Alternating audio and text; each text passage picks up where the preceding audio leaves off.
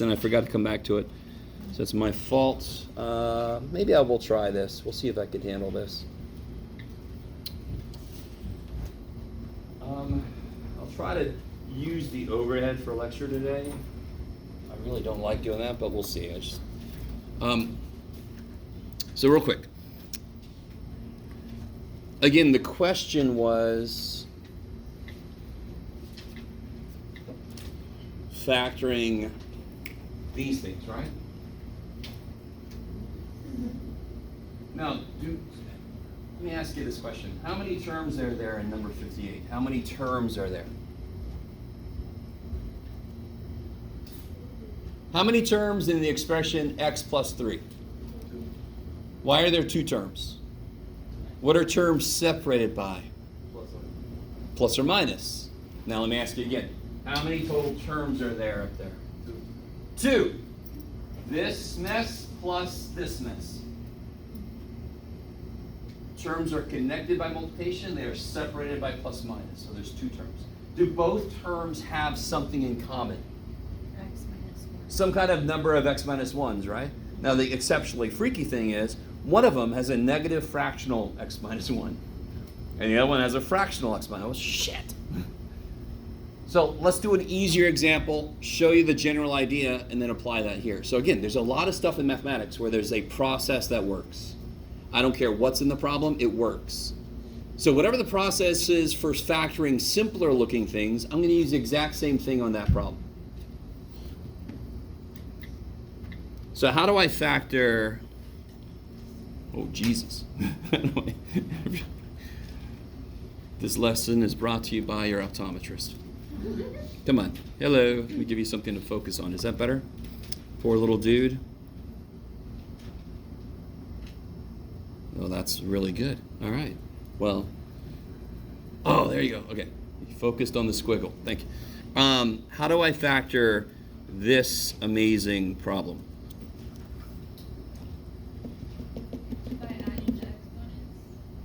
No. Are those like terms? Can I add them, or are they like terms? What does it take to be like terms? Okay. Give me an example of 2 things that are like terms. I'll do it. B plus B. Are those like terms? Can you put those together? Why are they like terms? They're both B, and they both have the same number of B's. Can you do b plus b squared? Are those like terms?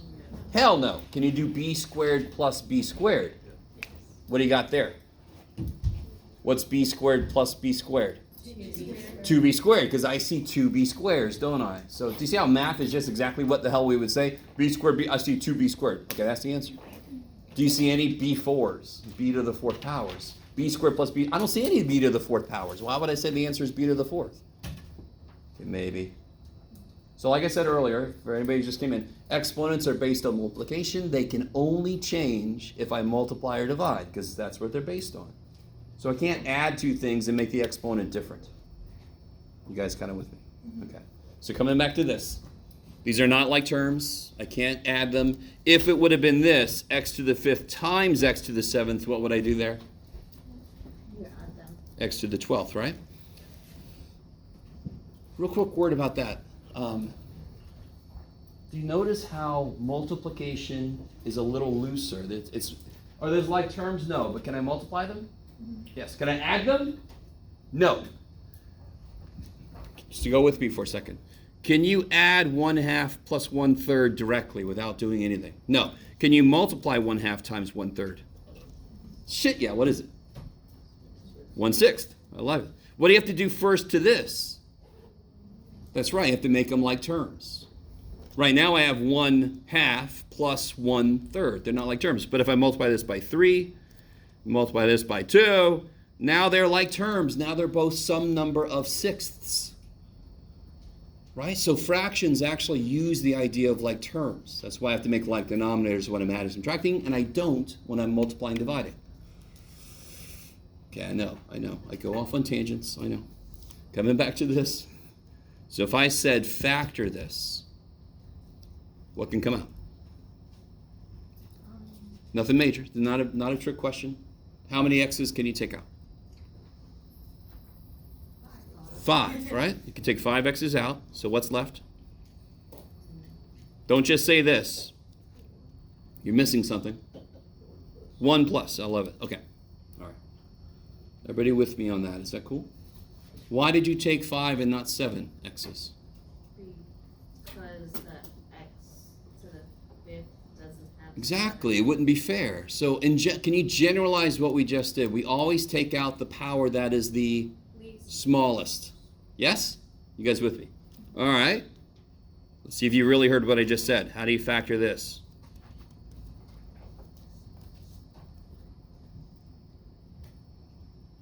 What was that I just said?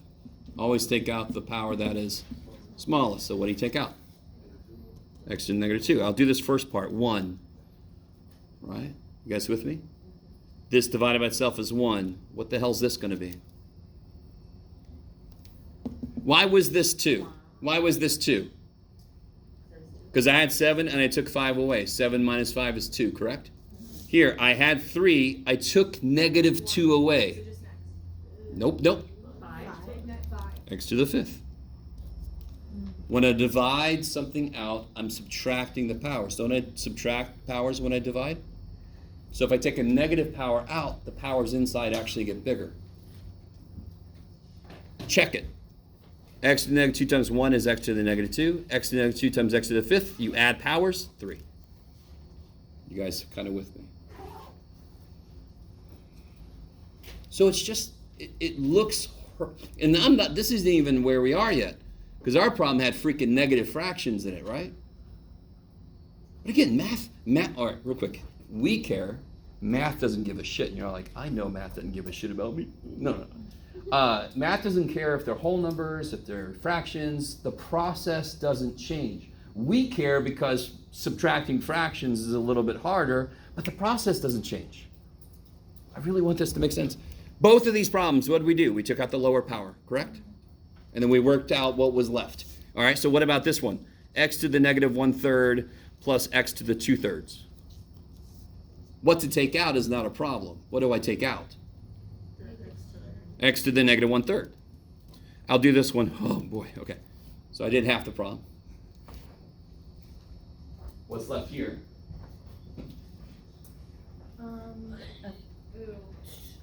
So again, you're subtracting this out. So you're actually adding it to that. 2/3 minus negative 1/3.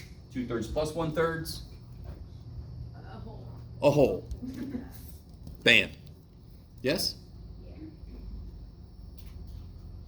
Now this still isn't as hard as the problem on the book, right? Let me show you real quick.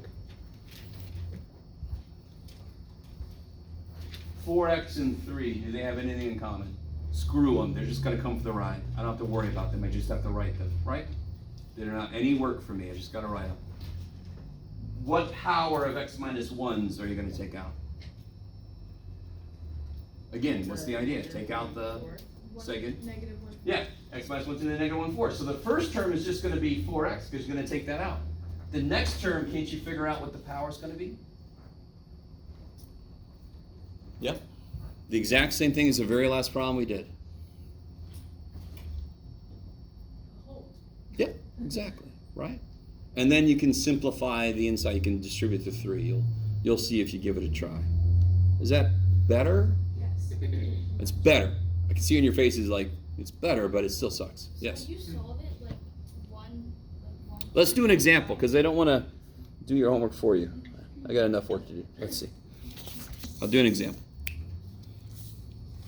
Let's say we have 8b times b plus 7 to the 3/5 minus 7 times b plus 7 to the negative 2/5.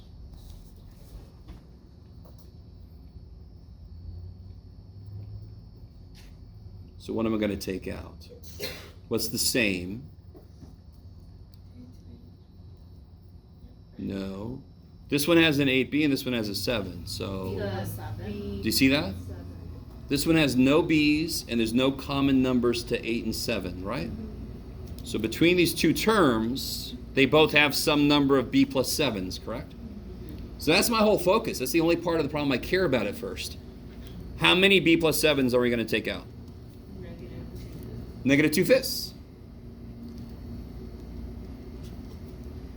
So what's left in this first dude? The 8b is still there, correct? B plus 7 to the what power now?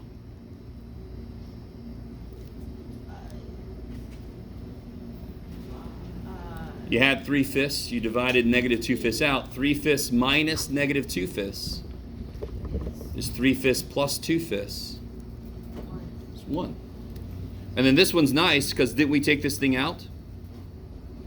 Didn't we take this thing out? So it's just 7, right? And then the last thing you could do is distribute that. And that'll be it. You'll be done.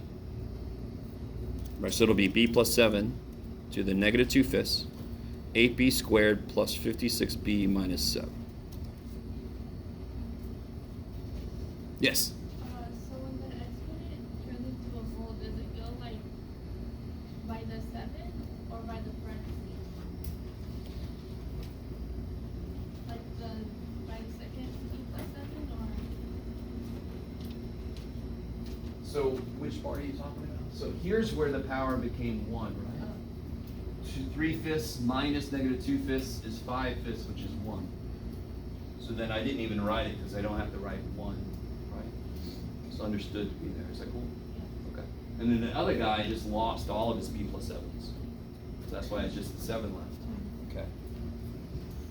The more you understand that that problem is actually not that much harder than this problem, and I know right now you're all like, are you okay, John? The idea is the same. What did you have to do? You had to subtract some fractions. Okay. Shouldn't be crazy, right? But the idea of this problem and this problem are the exact same idea. Take out the smaller power, work out what's left. Right? Is that okay? All right. And again, when I finish talking about a problem and it still doesn't make sense, ask me again. Say, hey man, can you try that whole thing one more time? Yes. Try that whole thing one more time. I love it. Kick ass. So again, you're cool with the idea that if I see a repeated thing, I take out the smaller power, correct? Mm-hmm. So that's why we put this here, right? Is everybody with me? Tell me the step where I lose you. So I put that there because I know I'm going to take out the smaller power dude, right? Okay. Okay. Yeah. Then I look here. I didn't take an 8 or a b out, so they're still there. Okay. I took negative 2 fifths away from this, didn't I? Okay. 3 fifths minus negative 2 fifths. Let me write it down. 3 fifths minus negative 2 fifths is 3 fifths plus 2 fifths is 1. Okay. So that's why I didn't even put, I just, there's a 1 there. I don't even have to write it. Okay. And then here, this we took out. So of course it's just the 7. Okay. That makes sense. Cool. Yes. Now, what about number 60? Because the bases aren't the same. At least that's how I have it written in my Oh, copy. no, it is. They're both Okay. 3s, yeah. Oh. Even if they weren't the They're same, wrong. you would still just do the exact same work. It would just be 1 extra little degree harder. You'd have to get like denominators and blah, blah, blah. You guys semi with me? Now listen to me. If that is one of the few problems that gave you trouble, you're doing pretty good. How often does this happen? Not very. Will it happen? Yes. Right? Yes. So because 3 fifths minus negative 2 fifths is 1, you just don't put the 1 anywhere? Or is that where? Yeah, because if somebody said, oh crap. This is why I don't like doing this. If somebody wrote this and somebody else wrote this, did they write different things? Because there's an understood one. So if the power is ever 1, I'm just not going to write it because it's understood to be there. Right? In fact, there's also an understood one here, right? Yes? There's also an understood one there. I don't want to write all those frickin' ones. We're just going to go, I understand they're there. Just like when I write this symbol, there's an understood 2 here, right? Okay. I like it. And if it did equal something, where would that number be? In the power. Yeah, and that's what we did. If this was negative 1/5, then it would have been 4 fifths. I would have put a 4 fifths here. Okay. Yeah, that's all. Just whatever they work out to be, that's what I put in the power. If it's a 1, I don't have to write it because when there's nothing there, I know it's 1. Okay.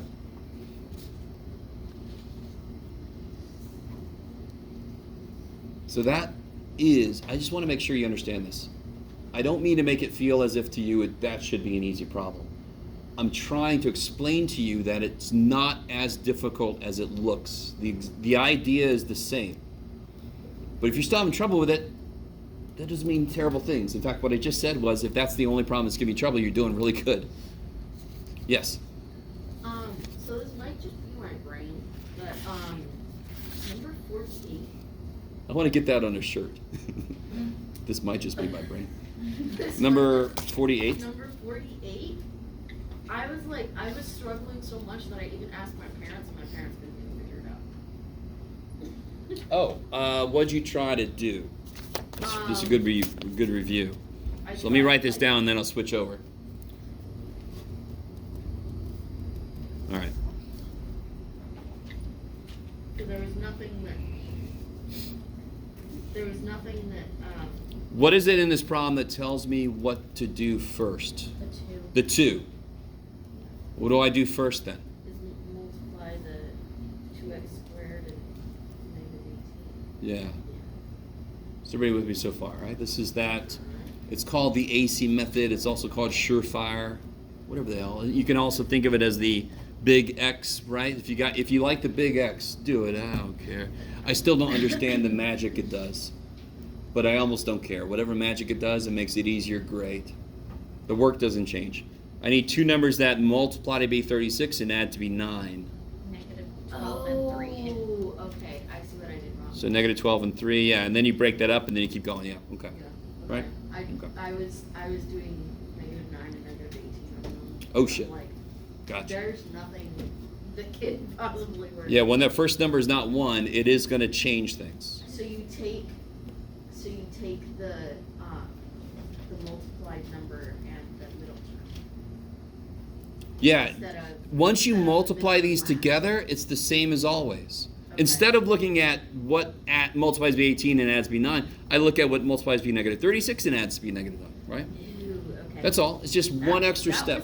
That was And to be really honest, if I see this, I'm going to do 2 things with what I've got here. Isn't there a 1 out front? What's 1 times 7? 7. So then I just say what's multiplies to be 7 adds to be -4. Is there anything that multiplies to be 7 adds to be -4? Any nice numbers? No. Because there are things that multiply to be 7 add to be -4, but they're gross. So then what kind of thing is this? If I can't factor it, it must be what kind of thing? If I can't factor a number, we call it prime. Okay. Okay. No. So you have to break it up? Then you're done. Oh, then, oh. Like if I said to you, factor 17, you could either say prime or you could say 1 times 17, done. Next, right? Well, you don't have to say it like that. Yes. I have a question on the problem she asked about, because I did the same thing by accident. I thought that. Oh, this one.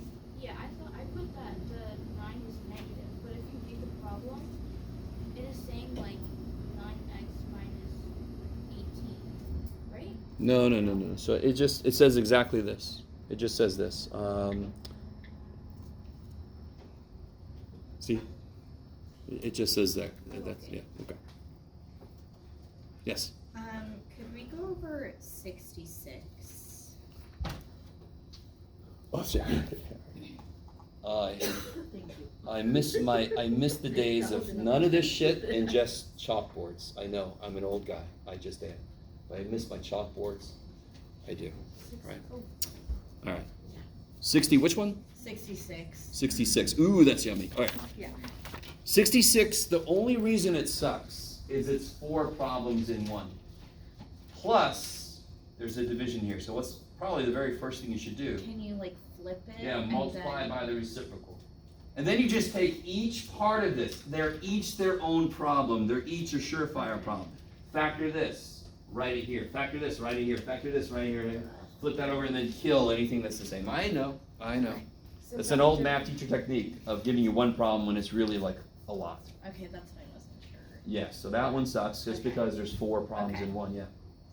So just factor them Factor first. each piece, And then and then flip the second dude, and then just kill whatever's common on the top and bottom, right? They'll just cancel, yeah. Okay. And you always have to flip the second one with division, right? Totally. Okay. Yes. Okay, and it actually shows you something that not a lot of students get to see. Why the hell do you flip the second dude, right? You guys finally know why, and you're like, I could have been fine without knowing. Damn it. Anything else? 70. 70. Oh, that's the one we talked about. So remember, one way to do 70 is to combine these fractions. And I don't give a shit. Now, of course, you're all like, of course you don't give a shit, Jeff. I don't give a shit they have variables on the bottom. The process doesn't care. What's he missing that he's got? What's the first dude missing that the second dude has? A Y. So I'm going to give him a Y. What's this guy missing he's got? X. And then they both have X, Y. Then he can combine them, right? The process doesn't change just because it's a variable and not a number. Because what are variables? Numbers, right? So of course they're going to act the same way. Once I get the top to be one fraction, I can multiply by the reciprocal of the bottom. Something's going to cancel. It'll be nice. Okay. Yes, and then you. When you Oh, add, is this about this one? Yes. When you add the x and the y, do you just do it to the denominator, or do you do it to the top two, the numerators? So let me do a quick example. If I had, I'm going to run out of paper, damn it. If I had 2 over a plus 5 over b. They're just fractions. I'm adding them, so I need LCD. What's the first dude missing? A b. What's the second dude missing? An a. Now, do they both have the same denominator? Yes. Yes. So I can put them over AB. On the top, I'm going to put 2B plus 5A because I don't have a clue what that is. Okay.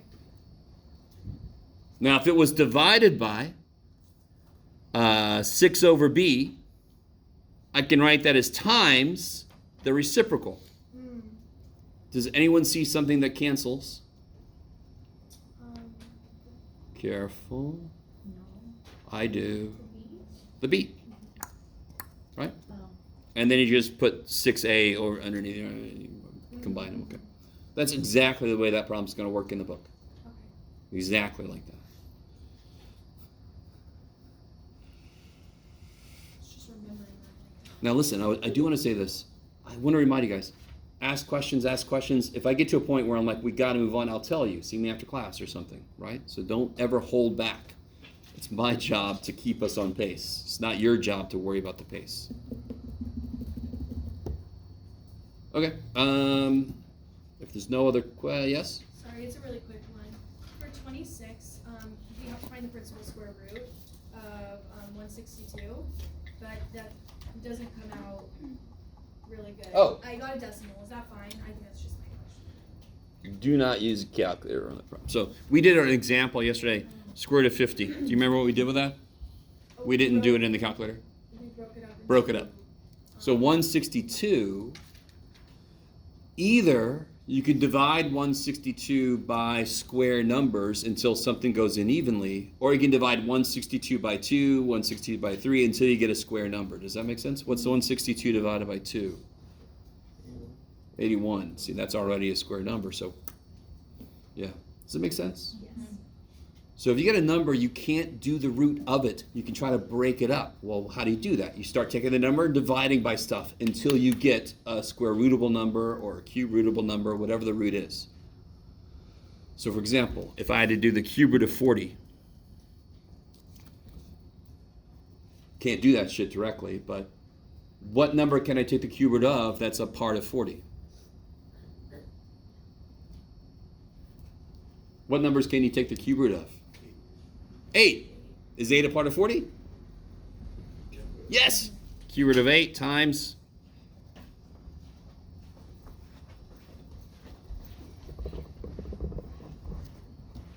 5. Okay, I was like, how long are we going to stand here?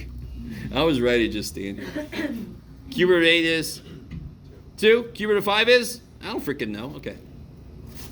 Do the part you can, leave the part you can't. Right? Okay, maybe Okay, and again, when it looks as if I'm done with the problem, if it still doesn't make sense, you can ask. And if I need to move on, I'll move on. And I need to move on. Okay.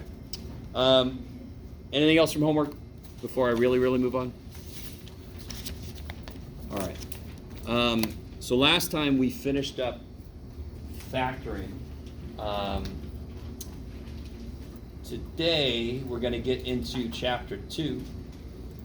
We did factoring yesterday. We did rational expressions yesterday. Like that one problem with the 4 surefire methods you had to do. And then we did radical expressions, right? You guys all with me? We did rationalizing the denominator, all that kind of stuff. It was a great day. So today we're going to get into chapter 2. Chapter 2 is going to involve something right off the bat. So chapter 2 is going to involve graphing. How many of you guys have your graphing calculator with you? Well, I don't have that many. I have a few calculators for you to borrow. Let's go ahead and do this and get this out of the way. If you need to borrow one, I need from you a picture ID. I used to just give them out, and then suddenly I noticed I was losing them, and then that comes out of my paycheck. I ain't going to do that shit. So I need a picture ID, and then I can trade you a calculator. Hopefully these batteries are good. Yes. Good.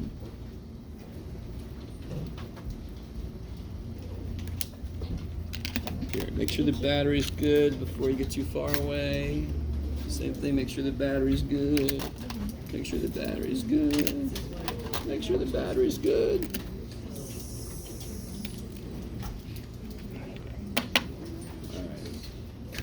The rest of you guys don't trust me. Okay, so I didn't. So this guy's gonna steal my identity. All right. Yeah. See, I'm gonna run out soon. Break it apart and then split it into 2 things. Yes, but I did not know this. And then you have to factor. Okay. Is that everybody? That wants one? Okay.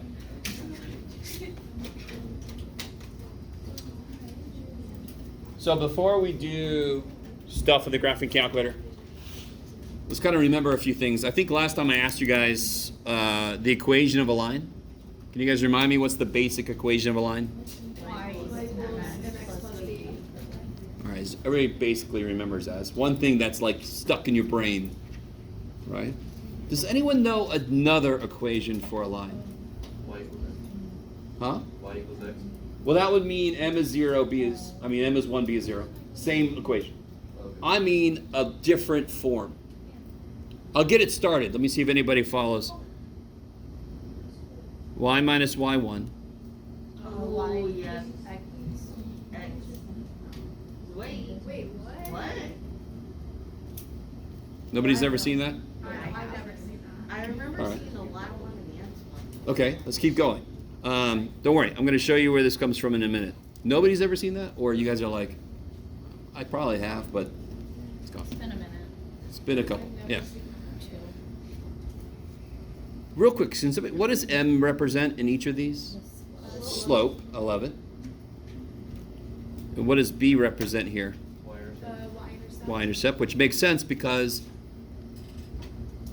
what's the y-intercept again? What does that mean? The y-intercept is where the line crosses the y-axis, correct? If I have a line and it crosses the y-axis, what's the value of x there? 0, because it didn't move left or right. It's just on the y-axis, so it's 0. When I make x 0, then define the y-intercept. Doesn't make sense. The y-intercept is where x is 0. So if I need to find the y-intercept, I make x 0. If I make x 0 in that equation, don't I get b? So therefore, b is the y-intercept. I lock it. Is this coming back? If I have 2 points, let's say I've got the point 0, 2 and the point, what you got, Jeff? Sure. 2, 4. Is that cool? I am not going to teach you how to plot point. Everybody should know how to plot points. How do you find the slope of the line through those 2 points? Yeah, the rise. Rise over run, I love it. So slope is rise over run, which is a physical idea. If I'm rising more than I'm going forward, that means I'm going up a steep hill. Has anybody ever driven and seen like 7% grade? On the road, there's a sign that says 7% grade. Trucks, check your brakes, right? 12% grade. Holy shit, right? You guys, has anybody ever seen that kind of sign? Yes. No, so some of you guys have. All right. What's 7% as a fraction? You could do it. Percent just means per 7 over 100, because per cents, 100 cents and a dollar, per cent is per 100. So that just means the slope of that road is 7 over 100. That's what that means. 12%, 12 over 100. Doesn't sound like much, but 12% grade's pretty big. You guys ever been to Mission Hills, or even there's that Laurel Avenue going towards the airport? There's this huge thing, and you, right? So that's a pretty good slope. So that might be like a 10% grade or something. Okay, that's just a side note. Rise over run, physical idea. How much do I rise going from this point to that point would just be this, right? So if I have the picture, I could just count. But isn't the rise how much the y changes? Yes? Yes. You guys know this. And the beautiful thing about rise is it rhymes with y's. Rise is change in y's. Run is the other one. I see what you're getting at. So this will be y2 minus y1. Does that look familiar? And the run is how much the x has changed. x2 minus x1. Please somebody tell me that looks familiar. Okay, I like it. A few of you guys. So if I want to figure out the slope between those two, I would just do y2 minus y1, 4 minus 2, over 2 minus 0. So that'd be 2 over 2. That slope is 1. Yay! You with me? So a slope of 2 would be steeper. A slope of 3 would be really steep, right? So if you're going hiking, you're like, okay, what's that slope? That slope, if the slope gets too big, you suddenly you start mountain climbing, yes? Okay, I like it. And that's why if anybody goes hiking, they have a lot of switchbacks so that you don't go this way, you go, so your slope is less, yes? Okay, maybe. If you haven't hiked at all, you're fine. Hiking is not a prerequisite for this course. Okay. This should be review. This is hopefully coming back. Okay. Where the shit does this equation come from? Well, let's see. Isn't the slope equal to y2 minus y1 over x2 minus x1, yes? If I have a straight line, does it matter which 2 points I pick? Would the slope come out different if I pick 2 different points? Why can it not? If the slope does change, do I have a straight line still? If the slope is 1 and then it becomes 2, doesn't that curve? I love it. So it does not matter which 2 points I pick. So somebody could say, okay, I want you to use this point, x1, y1. And then I'm like, okay, I could pick any other damn point I want to. So I don't have to pick a specific point. So I could just say any point minus yours, any point minus yours. I don't have to pick a specific second point. I could pick any frickin' point, yes? The little subscript, do you really understand what that means? The little subscript just means the second point's y. Well, if I could use any frickin' point I want to, I don't have to have a specific second point. I can just take the subscript off, yes? I really want you guys with me. Okay. So then I've got this. You guys agree? And then can't I just multiply by the denominator so I don't have any fraction anymore, yes? So I get y minus y1 equals m times x minus x1. So the difference between these two is, what do I have to know for this one to work? I have to know the slope and the y-intercept. Do you always know the y-intercept? No. What makes this one work is I need to know the slope and any frickin' point. I like it. So if I give you a point and the direction the line goes, the slope, that defines the line, correct? You guys with me? I only have to give you 2 pieces of information. If I tell you 1 point my line goes through, if that's all I tell you, my line goes through this point, isn't there an infinite number of lines that go through that point? Yes? This one, that one, this one, that one. They all go through the point. But if I tell you the slope, there's just one line that goes through that point with that slope. Okay, maybe. Love you guys. So, if I give you this equation, could you graph that line for me? Yes. Do you need to make an XY table? Shit, no. Sorry. We are going to make some XY tables this semester. When we hit some funky graphs, we're going to make an XY table. And then we're going to start to really build up our functions that we know. Like, do you guys all know what x squared looks like? If I graph it, what's it look like? I love it. There we go. Some of you guys doing this, some of you guys doing this. Thankfully, nobody went like something weird. Anybody know what a cubic looks like? Cubic looks like, go ahead. It just looks like a parabola that had a rough night. Like half of it fell out. So parabola x squared is like this, a cube is like this. One side of the parabola went, oh shit. No, yes? Is this? So we're going to kind of expand that. Like we're going to know what absolute values and square roots and cube roots and whatever. We're going to know what those graphs look like. Okay. What do I do to graph this? What do you know about this line? Tell me one thing you know about this line. Yes? Well, if the y-intercept is -3, Okay, that okay. means the x has to be 0. So the y-intercept is 0, -3. Yeah. Somebody else tell me one other thing we know. The slope is 2. Slope is 2, and I'm going to write it 2 over 1 because slope is fundamentally rise over run, right? So any slope you get, just make it a fraction, and then you can get it real easy. So to graph this, and let me put a little public service announcement. If I was a student in my own class, I would say to myself, get some freaking graph paper, Jeff. Holy shit. Because I don't know if you've noticed, I'm not the neatest writer in the world.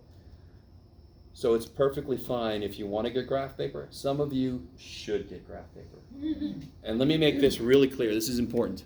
I don't say this to freak you out. But pre-calculus is all about graphing. Pre-calculus, I sometimes call it graphing hell. Because when you get to calculus, you should be able to do rough sketches to help you with the calculus. So pre-calc, one of its jobs is to make sure you know all about graphs, so when you do the calculus, that part's not an issue. You can just do the calculus. And if some of you guys are like, I'm not taking calculus, oh well, you take a pre-calc, so there you go. You guys semi with me. So when you turn in problems that say, make a graph, they better be detailed. Don't just give me this, what? Give me some points, give me some work, give me something. Are you guys with me? Okay. Now, one thing we are going to talk about, obviously, is using the graphing calculator to graph things. So I'm going to do partially by hand and partially in the graphing calculator. Graphing calculator? Oh my gosh. What is in this? Well, okay. Sorry. How do I graph this then? Where do I start? What do I do first? Yeah, y-intercept. So let me make a scale for myself. 1, 2, 3, 1, 2, 3, 1, 2, 3, 1, 2, 3. Okay. And I love the people that you have the lined paper, and then you make a graph, and you don't even use the lines. You just, I'm like, no, use what you got, right? Okay. So 0, -3, bam. And then from there, I'm going to go up 2 over 1, up 2, and you only have to do once really, but I just like to do a couple times. Shabam! Some of you guys might want to invest in a ruler if your lines are like, right? Okay, nothing amazing yet. This should be all old shit. I like it. Let me ask you this real quick. Find the equation of the line. What time is it? Damn. Going through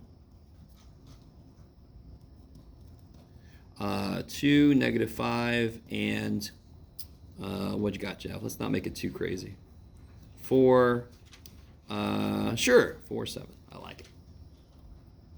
Does this sound at all familiar to anybody? Do you remember problems like this? Okay, can you do this problem? Yeah. Let me remind you guys. What 2 things do you need to know for the equation of a line? The slope. Slope. And the intercept. Do I know the y-intercept? Or either one of these the y-intercept? How do you know neither one of these is the y-intercept? Because if it was, x isn't 0. Shit. Do we know another equation that, doesn't need the y-intercept? All right. So do as much as you can. Go. I'll catch up to you. Do as much as you can. You should at least be able to find the freaking slope, right?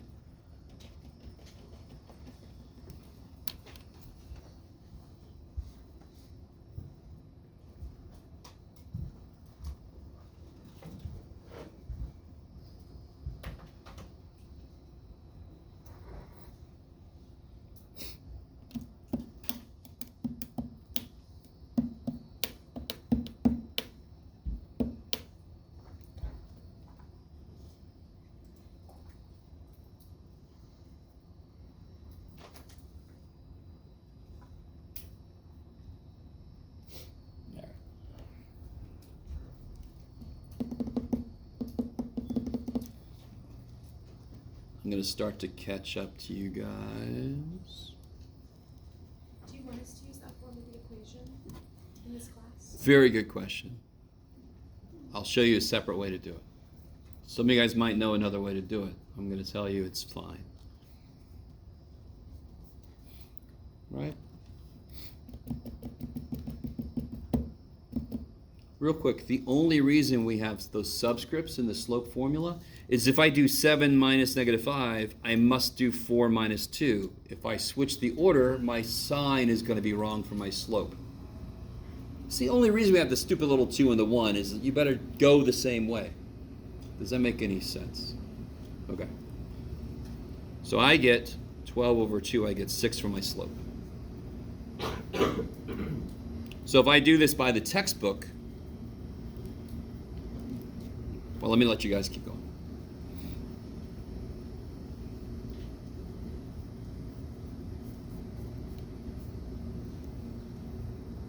So what I mean by keep going is, this requires me to plug a point in. I have 2. Pick one. Which point do you want to use?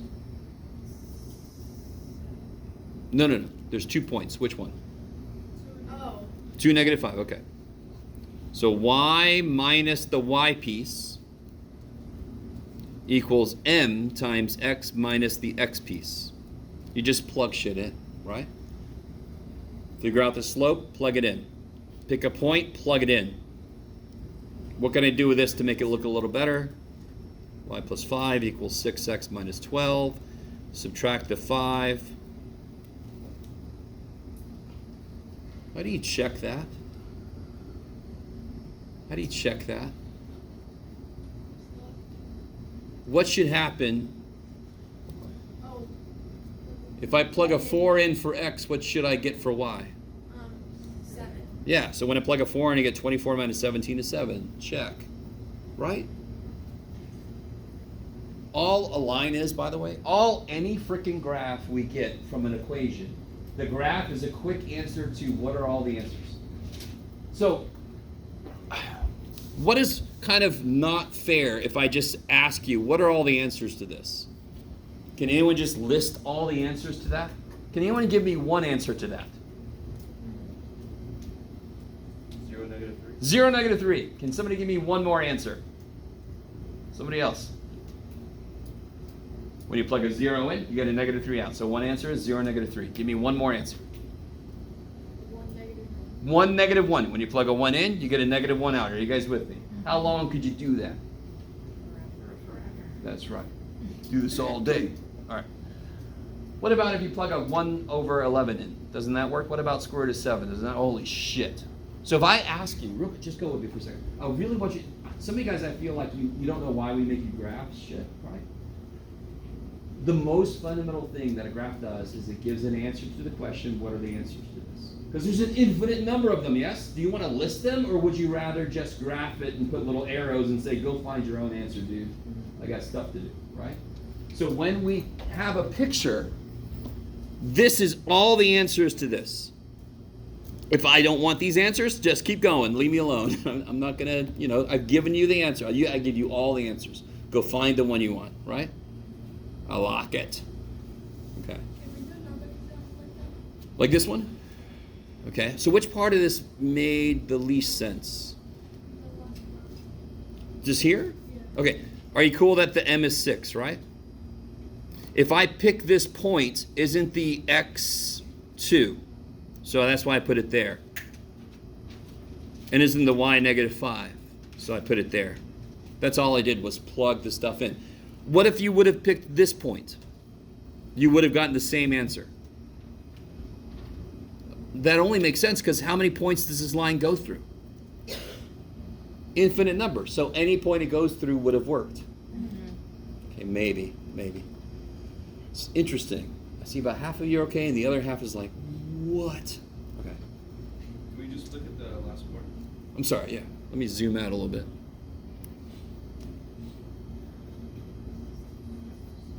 Is that all right? Okay. All right. Now, I promised you a different way to do this problem. Let me see if I have enough room here. If I use this equation, I have to be creative because what do I not know? I can't really use this equation fully because I don't know what b is, right? I don't know the y-intercept. But I do know quite a bit. I know m is 6. I know when, let's say, x is 4, I know y is 7, correct? So then I can solve for b, right? 7 equals 24 plus b. b is negative 17, and then I can make the equation, and of course we get the same answer. So either way is fine, yes. If we make a test, are we gonna be given the equations, or we get Not these two. These two you have to know. So there will be some equations that I will let you have a little formula sheet, but a lot of the equations from this semester you have to know. So you have to know, I know you all know mx plus b, now you also must know this one. Yes? For the, on the side, why did b equal negative 17? Oh, Did you? are you cool with this? You plug a 4 in and a 7, so then 7 equals 24, subtract 24, right? Oh, okay. Yeah, just solve for b, yeah. Okay. Can you plug 2 instead of 4? Say again? Can you plug in 2 instead of 4? Totally. So if I do this again, let me see if I can shove it right there. If I do this again, I'll have, if I use this equation, y equals mx plus b, right? Negative 5 equals 12 plus b. Subtract 12. What do I get? What's negative 5 minus 12? Same damn thing. I mean, it's the same line. It has an infinite number of points. So it doesn't matter which point I use. No. As long as it's a point on the line. Kick ass. Okay, maybe. Yes? And you found 6 by Just the slope formula. just Yeah. plugging in. Okay. Okay. Oh shit, that's the end of my paper. Damn. More paper.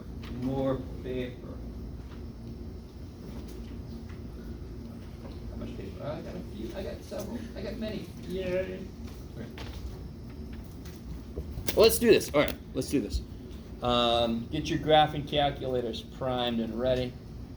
Turn those suckers on. If you're not sure how to turn it on, hold on. For some of you guys, this might be the first time you're actually holding one of these things.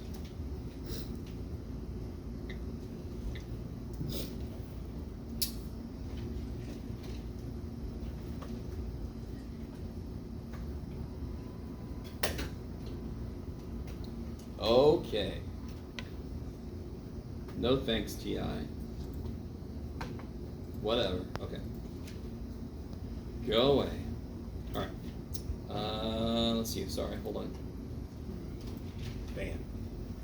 So very quickly, in case somebody is holding this thing right now that has never touched one of these things, if I wanted to do 11 minus 87.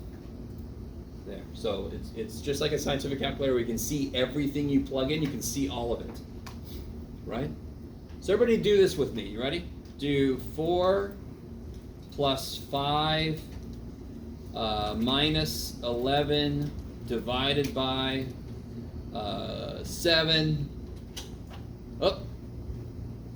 Are you here for pre-calc? Wait, is this maths 178?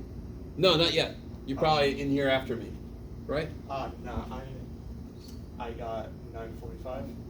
Oh, this must be the wrong room, because I'm in here till 10:30. Sorry, man. Good luck. Why did I apologize? So sorry, I wasn't the right class. So, all right, let me make sure everybody got that answer. You guys, whoever's playing along with me. Now, what's really kind of one of the best things about this is a couple things. What if I wanted to take the square root of this number? You guys all see where the square root button is?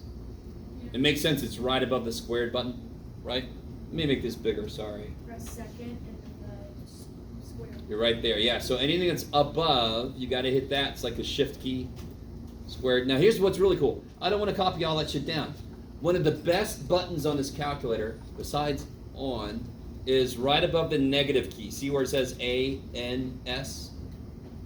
That's the answer button. So it's a memory thing. It's changing. It holds the last number that was on the screen. So if I hit second negative, it'll do the square root of the last number on the screen.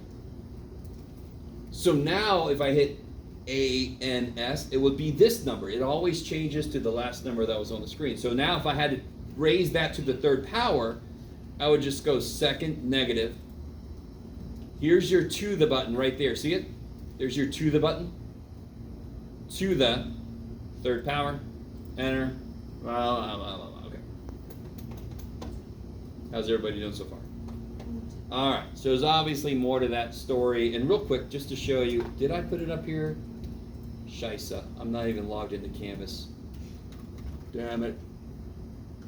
All right. Oh my God, what is my password? Well, I'm there. Oh, everybody pray to your favorite God. Okay, blah, blah, blah, blah, blah. I think that works okay. If I didn't put it up here, I'm going to have to put it up here, but I'm pretty sure I did. Let me make a student view. Don't save my password, never. Calculator basics. What's this look like? Is it what you think it is, Jeff? No, damn it. All right, so that's sort of not the greatest. I do have a, what I used to call a calculator Bible. It's a manual about all the various things you're going to use the calculator for. I just need to remember to put it in here. That thing that's in here is from like a workshop that we did a while back, but I have a better kind of explanatory. So maybe somebody can email me, or I'm just going to see if I can remember to do this, which is not a good bet. Coming back to this. So let's go to the graphing stuff. If I wanted to graph the 2x minus 3 we just did, does anyone know what button to hit? Graph. Let's try it. Hit graph. Let's try it. Hit graph. I hit graph. Y equals. Ah, we got to tell it what the hell to graph, right? Okay, yeah. Thank God these things can't read our minds. Can you imagine? Calculator, graph, it's like, I don't want it in my brain. So hit Y equals. If you have stuff in there, delete it, right? So let's everybody put 2. Here's my X button right there. See my X button? There's my all-purpose variable button, so X. Does anyone's Y equal menu look different? Does anyone have something different showing up? How'd you get that out? The X button is right here. Right here. See it? Oh. 2x minus 3. Does anyone's graph look different than that? Who's playing along? How does it look? Does it look like... It was, yeah, let me show you. I see it. Okay. Yeah, it's because you have to change the setting. Beautiful. Not real. Okay. I know several of you guys have used this TI a lot. Several of you have never touched this before. I didn't mean to make it seem like it was freaking available. You guys with me? So if you know all this shit, great. Sit there and love it. Whenever you put a new function in, see how right now my scale is from -10 to 10, -10 to 10? That's what's called the standard window. If you're, let me see, what's a quick way I could do this? Sure. Don't look at what I'm doing. Stop looking. I know you're looking at what I'm doing. All right, so if you get something weird like this, let me see if I can make it even weirder. All right, let's say you graph something and it looks like, that still looks good. Damn it. You're all very patient. I appreciate that. All right, here we go. Still looks okay. That doesn't look great though. It looks. Hit zoom 6. Zoom standard. It'll take you back to -10 to 10, -10 to 10. Okay. What about this? Let's do this. Go to y equals and put in there 5x plus 12. And then hit graph. Dang it. Wait a minute. Let me make this do what I want it to. You could do it, Jeff. Yeah, 5x plus, go back and make it 5x plus 62. Okay, that's better, Jeff. Oh, it just didn't show up. 5x plus 62, yeah. Why doesn't it show up? Because it's plus 60. Yeah, it's got no outputs in the range -10 to 10, -10 to 10. What's the y-intercept of 5x plus 62? 0, 62. So it hits the y-axis way above frickin' 10, right? It hits the y-axis way the shit up there. So right now, I kind of think of this as like, we're in this submarine or something, and you got a little viewing window, and the monster's over there. So you got to turn the sub around and turn the sub up, and oh shit, right? So right now we're looking through this window, and we can't see the frickin' weird-ass line monster. So I can go to window and directly change it. So I can at least make it go up to 62, right? In fact, do I want to go to just to 62? Maybe I want to go above 62, correct? So let's go up to like 90. Let's be crazy, everybody. To 90. Oh, we're just crazy. Let's Enter after that? and then hit graph after that. So that already looks better. Why does this axis look so freaky? Because let me show you, the scale of it is still 1. So I can make the scale 10. So now it goes every 10th one, it puts a tick mark. I mean, if you want to. Right now, that looks better, right? So the y-axis now is 10, 20, 30.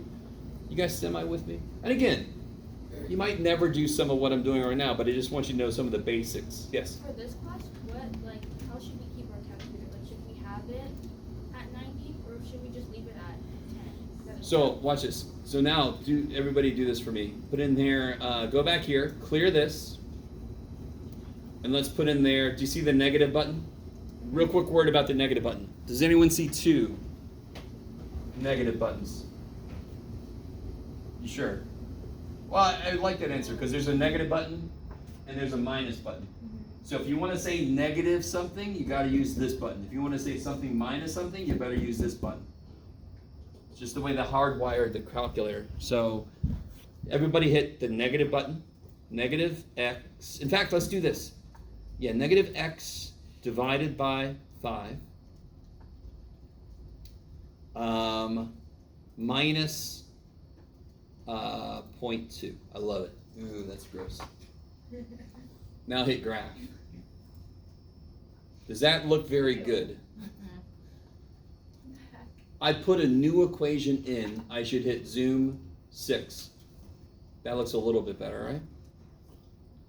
Anytime you put a new equation and hit zoom 6, that doesn't change. That doesn't help everything. But then from there, you can move the window around like we did. Does that make sense? Does anything I'm saying make any sense? Oh, some of it. Okay, some of it. Let's see. What else do I want to show you in a little bit of time? What about, let's go to y equals. Clear this out. Everybody put in here x squared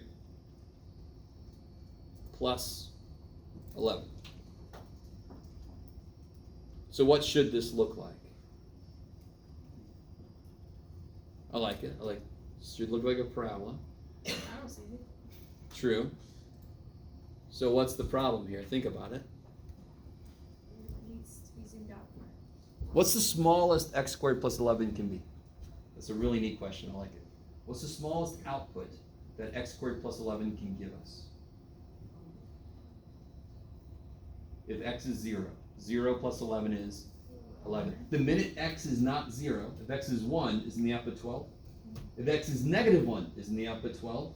Negative 1 squared, 1 plus 11. So this parabola starts at 11 and goes up. Currently, what's the highest we see? 10. Holy shit. So again, so now I go to window. I make the y maximum bigger because now I understand that it's going up from 11. So let's make this maybe 30. And let's see what that looks like. See the y max? Make it 30. All right, that looks better. Looks better, looks like butter. All right. Another thing you could do, and again, I'm just wanting to show you a few basics because in this section there will be a couple things and they're pretty basic. Later we'll start finding intersections of multiple functions and all this weird shit. One other thing I want to point out is the table. See table up here above graph? Hit second graph.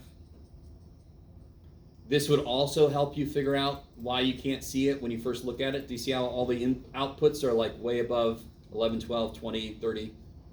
So then you're like, oh shit, I gotta look up higher. So you can go to the table to get a feel for where this thing is, and then you can change the window.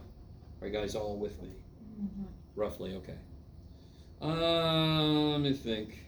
That might be enough for now, I think. That's fine, okay. Hold on to this for a bit. Let's go back to this. Do you guys, any question about the calculator while we still have it? Anything you're not sure about at the moment? There's still a lot more to talk about. What button did you push again to get to the table? Oh, it's right above graph. Oh. So you hit second graph, yeah. This whole top row is all graph stuff. So look at this. This should be very intriguing. Trace makes sense.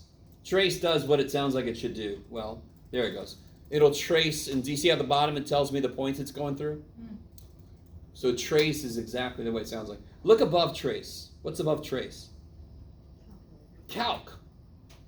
So that's where I can graphically calculate. Now look, does anything up here make any sense?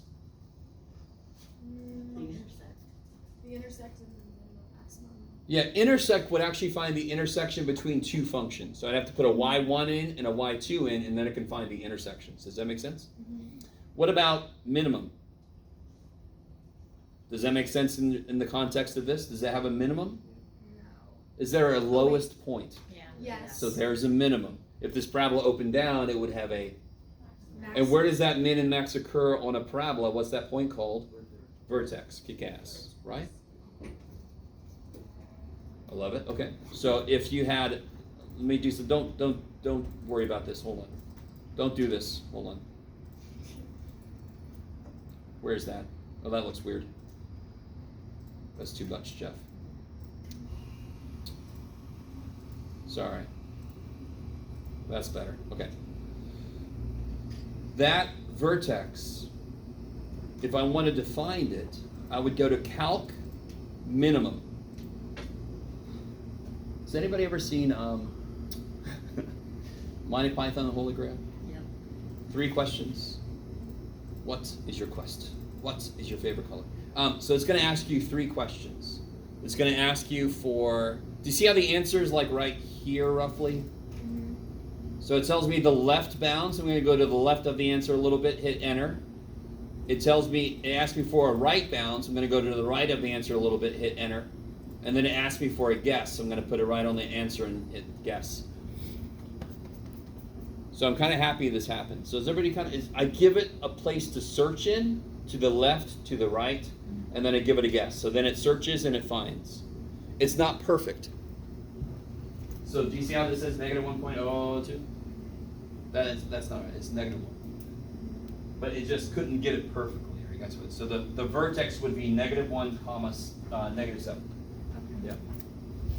Again, we're going to do all this again when we hit quadratics, which is coming up in this chapter anyway. All right.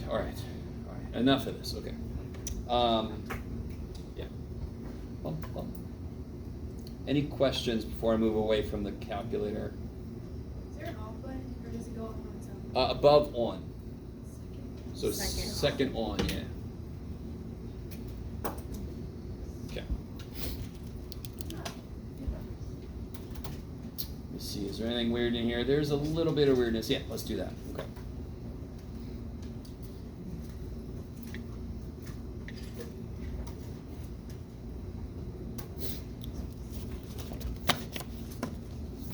Every single person in this room desperately needs to be able to solve an equation like this. Yeah, I'm gonna be a little evil, but that's too bad. Every single person here, if that's the problem, everybody should go, oh, sweet. Right? Go ahead and solve that. Like some of you, I'm sorry. If you're not sure how to solve that, I am sorry. You can always come and ask me. We'll do this problem in a minute. Some of you looked at me like, don't be talking. No, I have no idea. Okay. We'll see. We'll see.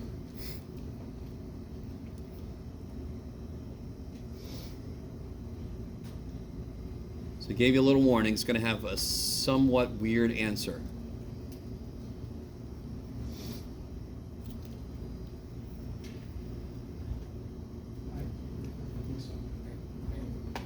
Dooby-dooby-doo.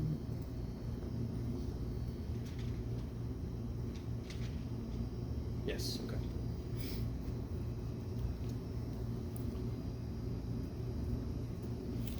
So I'm going to start to catch up to you guys. Be really careful here. Right, so you're distributing a -5. You guys see that? So it should become plus 5x. Okay.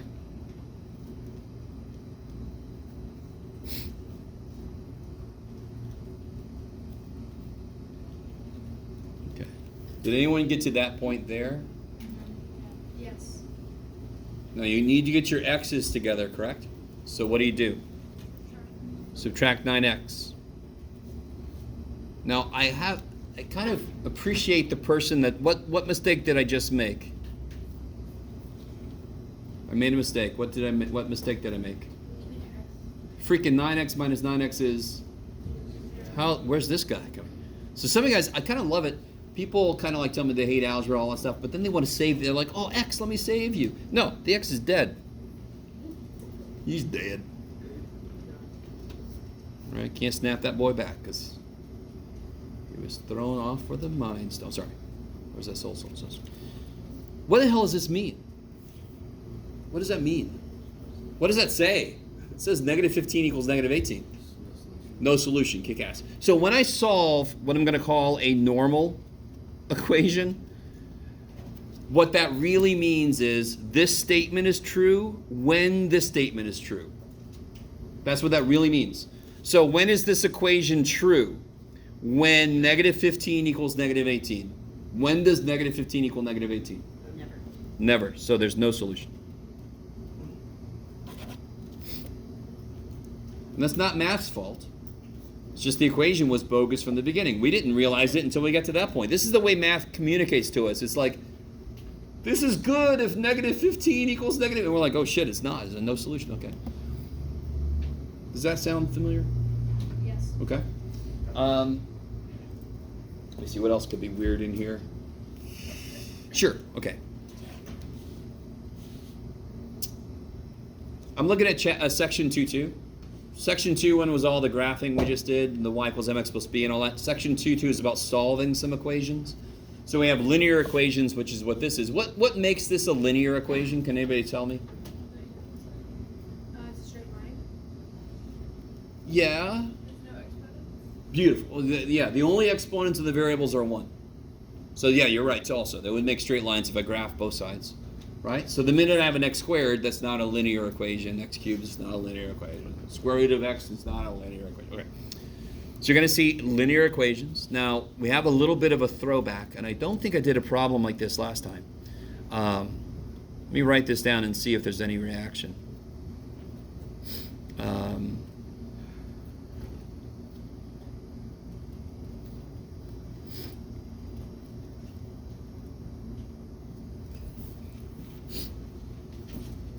How do you guys feel about that problem? You're all like, I'm numb at this point, Jeff. I don't know. I've got no emotions left for you, buddy. Okay. How the shit am I going to do this? So real quick, an easier problem. Here is a much easier problem. Let me just kind of throw this down there. A much easier problem would be like x over 2 plus 3 over 2 equals 7 over 2. Why is that an easy-ass problem? There's fractions in there, yes? Can I kill them? Yeah. What do I do to both sides to kill them? Yeah. Multiply everything by 2. Is that cool? The 2 distributes and kills, and the 2 dies, and then I get x plus 3 equals 7, and that's easy. You guys with me? That problem was easy because all the bottoms were the same. Therefore, I could kill them all. Are all the bottoms the same on our problem? No. Can I make all the bottoms the same? Yes. You can. How does this guy factor?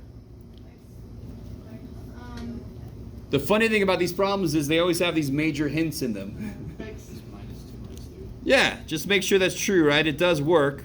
Positive 6, negative 5, right? Is that cool? So what is this guy missing that this guy has and this guy has? He's missing a what? X minus 3. Become a 3. What is this guy missing? Does everybody have the same denominator now? Yes. So let me show you what we actually are going to do. I'm going to multiply everything by x minus 3, x minus 2. I'm going to multiply everything by x minus 3, x. Why am I allowed to do that? Why am I allowed to multiply everything by x minus 3, x minus 2? Because everything has the same. No. Why am I allowed to multiply at all? Other denominator terms. No. That's why I'm going to multiply by that, but why am I allowed to? Because this is in an equation. And I can multiply both sides of an equation. So when I show students that I can kill fractions, everybody gets a little excited and they just start killing fractions everywhere. If I have this problem here, 1/4 plus 3/5, can you kill those fractions? No. You can't do shit. You got to work with them. You got to have an LCD. You can't kill them. If it was in an equation, then we could do some shit. We can multiply both sides. If I don't have two sides, I can't multiply. All right. So if I multiply by this, all the bottoms cancel, yes? So what am I left with?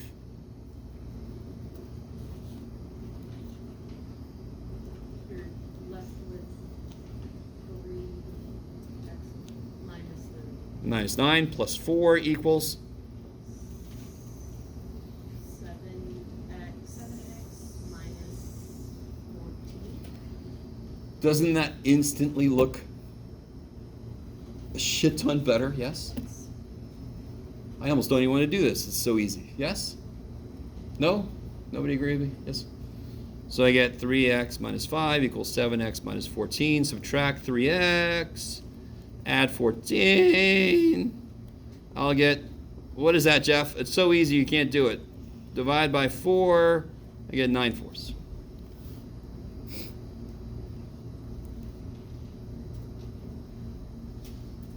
Does this, I don't know if this is familiar to anybody. Can somebody give me two numbers that x could not be? There are two numbers that will not work. -2, Close. Positive 2, positive 3, because those are what makes these 0. So if our answer came out to be 2 or 3, we throw it out, no solution. Because could x be 2 or 3? No, it would freak the equation out, right? Okay. You guys look so excited. Okay. What was the last thing I wanted to do? Yeah, there's one more thing and then they'll let us out. Can anyone tell me, are these two lines parallel? No. Yeah.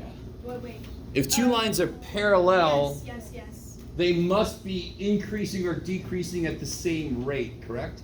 Yes. Well, in a line, what's rate? Isn't that slope? Yes. Slope is basically how quickly or slowly it's climbing. They both are climbing 4/1. Just got different. Yeah, they just have different y-intercepts, so there's a gap between them, but they both are increasing. Are you guys with me? So if the slopes are exactly the same, they're parallel. Parallel. What has to be true for them to be perpendicular?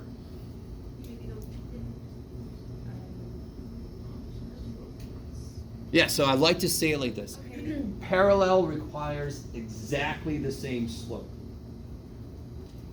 Perpendicular needs to be opposite, correct? But opposite how? If I ask you what's the opposite of 5, I know what most of you will say. And I'll say, that's not what I'm thinking about. Nah. What's another opposite of 5? 1/5. Parallel lines, exactly the same slope. Perpendicular, totally opposite. So what, if I have one line that's 4x minus 7, the perpendicular line would be the reciprocal opposite sign. And then plus whatever the shit, right? Those are perpendicular because the slopes are totally opposite. But the y-intercepts still have to be different. No, good point. In this case, no. Now up here, if they were the exact same y-intercept, they wouldn't be parallel. They would be the exact same line. Because two parallel lines can never, what's the main, yeah, they can never meet. If they're the same line, they meet everywhere. So if a parallel, they have to have different intercepts. Perpendicular, I don't care where, they're going to only meet once, right? Well, what's perpendicular mean? What angle do they meet at? 90, good. So I can have two lines that meet at one place and they're not perpendicular, correct? But if their slopes are totally opposite, then they do make a 90-degree angle. Okay. And I think that's enough. That's plenty. All right, guys. Thank you. So there's just a couple things I think in chapter 2. We'll finish up chapter 2 next time. Did I announce the quiz? No. No. Let me do that right now. Our first quiz. Oh, it's on the 7th? What's up? Or Sorry. it's after Labor Day? No, he's talking about the test. I'm talking about the quiz. Oh. The homework for chapter 1 is due Monday. We finished it. Yes, exactly. So you'll notice, I like that you just said that because you'll see my thought process. Quiz, chapter 1, Monday. And that's when the homework needs to be to you. See how I do my quizzes? My quizzes, I always make them on the day that the homework is sort of due, like 2 classes later. And I will never give you a pop quiz. Everybody knows there's a quiz on Monday. But the homework's not actually due till the test day? Beautiful. Homework it won't be late until you turn it in after the test. Okay. I like it. All right, guys. Please, dear God, don't leave your IDs with me. I don't want that. Oh, shit. Come around the corner and find yourself. Find yourselves. Oh, I got 5 points on my. Here you go. Nice. Look at everyone's IDs. Yes. That was so funny. Thank you.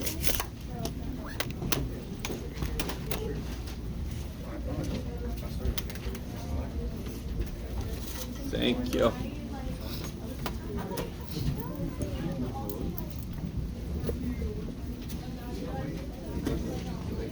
Oh yeah, I forgot about that. Shoot. Put that up there. Oh, I'm recording myself just standing.